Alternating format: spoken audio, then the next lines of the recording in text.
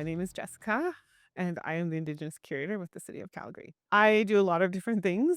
It's not just picking artwork and putting in the collection. There's a lot of processes that we have to go through.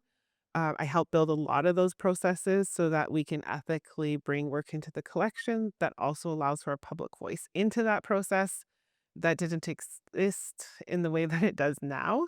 And so that was 3 years of research and building, trying different things, things that didn't work, we got rid of, and now we have a very, detailed process with a lot of oversight to bring new work into the collection, and we also have, Indigenous portion of the work that we do under the city's, Truth and Reconciliation mandate, and so a lot of the work that I do is specifically for the city collection under that mandate as well, and that includes a little bit of programming sometimes.